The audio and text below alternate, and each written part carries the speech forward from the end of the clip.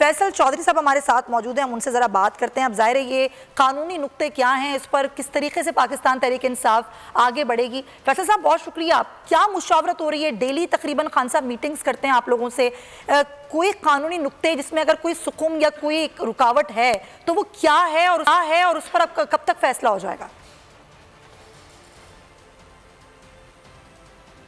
रुकावट जो है वो नहीं है, वो तो वज़ीर-ए-आला का इख्तियार है और मेरे ख्याल में इसकी वजूहात सियासी हैं, कानूनी नहीं।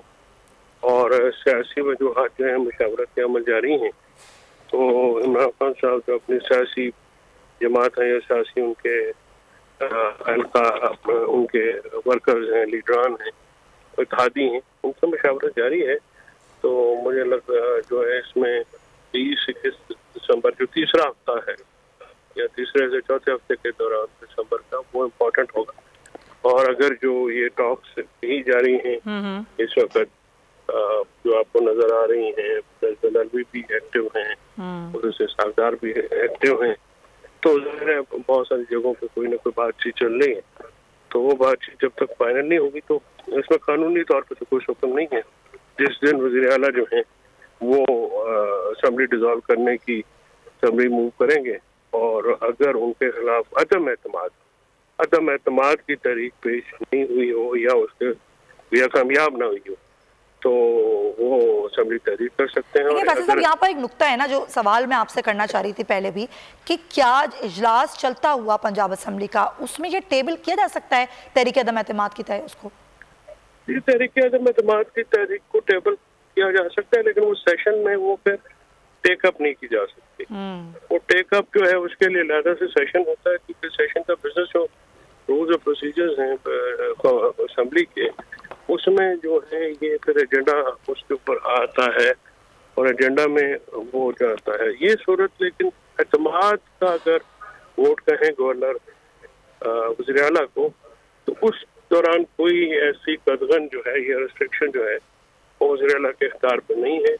और वज़ीर-ए-आला जो है वो एतमाद के वोट अगर गवर्नर साहब कहते हैं तो वो उस दौरान असेंबली तहलील करने की एडवाइस दे सकते हैं। यानी कि आप ये कह रहे हैं कि अगर ऐसा कुछ कहा जाता है कि एतमाद का वोट लें तो उसी वक्त असेंबली तहलील की जा सकती है? या अगर अदम एतमाद की सूरत हाल में तो ये रिस्ट्रिक्शन है, आईनी कदरन है, लेकिन एतमाद के वोट लेने की सूरत में ऐसी कोई कदरन है वो नहीं है। और आइन उसमें जो है बिल्कुल इख्तियारात पे वज़ीर-ए-आला के इख्तियारात पे किसी किस्म की आपत्ति नहीं आता, दौरान असेंबली तहलील की जा सकती है। सही।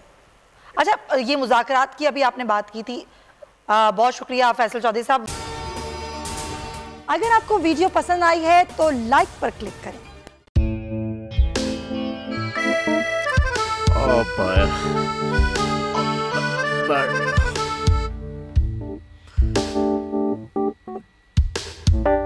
इंतशार से निकलने का वाहिद हल इंतखाबात हैं। हकीकी आज़ादी मार्च आज रवा। हाँ, आइन के मुताबिक अगर आप उसको ये रिपोर्ट दे दें तो मैं आपको अपनी 4 सीटें दे दूंगा। मौलाना खान साहब वो जो रिपोर्ट हमें दे दे और वो जो नीली पीली चैनल है वो लगाए। जाओ शबाज, हम ऐसा टीवी देखते ही नहीं जिसका रिमोट हमारे हाथ में ना हो। और यहाँ पे कोई 2 नंबरी नहीं चलेगी। और हम कोई गुलाम है जो आप रिमोट मांगे हम दे दें? Absolutely not. यहाँ पे सिर्फ पाकिस्तान का नंबर 1 चैनल चलेगा, बोल, जो हकीकी सहाफत की जंग लड़ रहा है पाकिस्तान के लिए, कोई और नहीं, सिर्फ बोल खड़ा है। आप सब भी बोल देखें।